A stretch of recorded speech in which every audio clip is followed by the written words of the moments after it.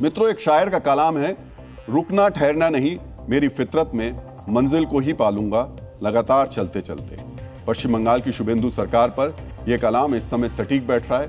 मदरसों में वंदे मातरम और ईद की कुर्बानी के बाद अब शुभेंदु सरकार का अगला मिशन है बांग्लादेश से घुसपैठ को पूरी तरह रोकना।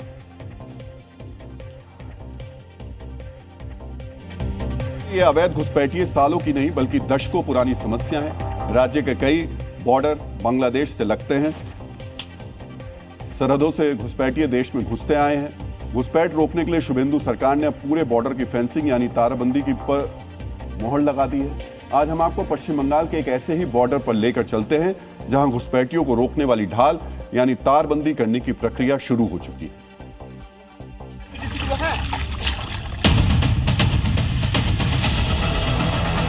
कुचबिहार जिला का मेटलीगंज विधानसभा का ये जो गांव है, इधर में फेंसिंग नहीं है। देखिए ये जो इंडिया का जो पिलर है, उधर में बांग्लादेश और इधर इंडिया, और हम इस वक्त इंडिया में हूँ। अगर हम पूरा कोशिश करेंगे उसमें में देखिए ऐसे में कोई भी घुस सकता है। देखिए और इधर से इधर आ भी सकता है, कोई भी ऐसे आ सकता है इधर से बांग्लादेशी। इसीलिए इधर में अभी जमीन का जो काम है, ये काम जल्द से जल्द हो रहा है। इधर में फेंसिंग हो जाएगा। मित्रों, यहां आपको जानना चाहिए कि पश्चिम बंगाल और बांग्लादेश तकरीबन 2200 किलोमीटर का बॉर्डर साझा करते हैं। 1644 किलोमीटर यानी तकरीबन 75% बॉर्डर पर तारबंदी हो चुकी है। 569 किलोमीटर लंबे बॉर्डर पर अब भी तारबंदी नहीं हुई है। बॉर्डर के जिन हिस्सों पर तारबंदी नहीं हुई है वो पश्चिम बंगाल के 9 जिलों में आते हैं। अब आपके अंदर एक सवाल उठ रहा होगा, जब 75% बॉर्डर की तारबंदी हो गई तो 25% क्यों छूट गए? इस सवाल का जवाब है पश्चिम बंगाल की पूर्व टीएमसी सरकार और केंद्र के बीच तनातनी। वर्ष 2021 के बाद से बॉर्डर पर तारबंदी की प्रक्रिया बहुत धीमी हो गई थी। तारबंदी की रफ्तार रुकने की सबसे बड़ी वजह थी तत्कालीन सरकार। दरअसल ममता सरकार ने भूमि अधिग्रहण के लिए डायरेक्ट लैंड परचेज पॉलिसी बना दी थी। इस पॉलिसी के तहत सीधे जमीन के बड़े हिस्सों का अधिग्रहण नहीं हो सकता था। फेंसिंग करने वाली एजेंसी को एक एक जमीन मालिक से बात करनी पड़ती थी। अगर कोई जमीन मालिक अधिग्रहण के लिए राजी नहीं होता था तो उसकी संपत्ति पर तारबंदी नहीं की जा सकती थी। यही नीति तारबंदी में एक बाधा बन गई थी। अब राज्य में सत्ता परिवर्तन हुआ है तो नीतियों में भी परिवर्तन हुआ है। नीति बदली और घुसपैठियों को रोकने के लिए तारबंदी शुरू कर दी गई। बंगाल में सत्ता ही नहीं, आम आदमी की आवाज भी बदल गई है। पहले कहा जाता था कि तारबंदी के लिए भूमि अधिग्रहण से किसानों को परेशानी हो रही है। आज बॉर्डर पर रहने वाले लोग ही तारबंदी से खुश नजर आ रहे हैं।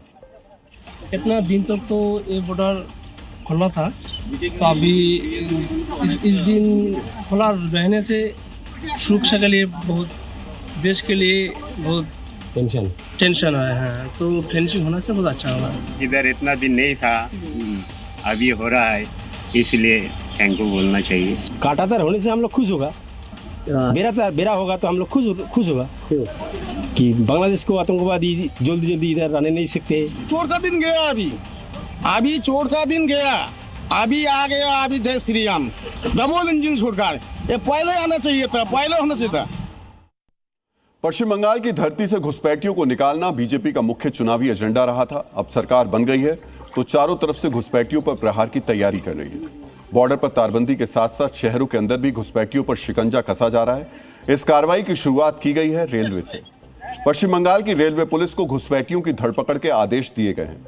रिपोर्ट्स के मुताबिक सरकार ने रेलवे पुलिस को कहा है घुसपैठियों को पकड़कर सीए के तहत कोर्ट में पेश न किया जाए, बल्कि पकड़े गए घुसपैठियों को बोगांव या बशीरहाट बॉर्डर पर भेजा जाए। इन दोनों बॉर्डर्स की व्यवस्था बीएसएफ यानी बॉर्डर सिक्योरिटी फोर्स संभालती है। हालांकि सरकार ने इस प्लान का पूरा खाका नहीं बताया है, लेकिन इस नीति से संकेत मिलते हैं कि शुभेंदु सरकार जल्द डिटेंशन सेंटर भी बनाने की तैयारी कर रही है। रेलवे घुसपैठियों के लिए राज्य में अंदर घुसने का सबसे बड़ा जरिया है। घुसपैठिए बॉर्डर पार करके आते हैं और फिर रेल रूट के जरिए कोलकाता जैसे बड़े शहरों तक पहुंच जाते हैं। इसी वजह से सरकार ने रेल रूट पर सख्त निगरानी का फैसला किया। मित्रों, चुनावी जीत के बाद शुभेंदु अधिकारी ने कहा था कि बंगाल में भी असम जैसा एंटी घुसपैठिया मॉडल लागू किया जाएगा। सरकार की सक्रियता असम मॉडल की तरफ ही बढ़ती हुई नजर आ रही है। घुसपैठ की समस्या निपटाने के लिए असम मॉडल को ही क्यों चुना गया, यह भी आपको आंकड़ों के जरिए हम समझा देते हैं। हेमंता बिस्वा शर्मा के पहले कार्यकाल में कुल 30,000 लोगों को विदेशी नागरिक घोषित किया गया था। इनमें से 2000 से ज्यादा को वापस बांग्लादेश भेजा जा चुका है। इस दौरान 3000 से ज्यादा घुसपैठियों को डिटेंशन सेंटर में रखा गया था। एक अनुमान के मुताबिक असम में तकरीबन 1.5 लाख से ज्यादा अवैध बांग्लादेशी घुसपैठिए हैं। हेमंता सरकार ने पिछले 5 साल में तकरीबन 20% की पहचान कर ली है।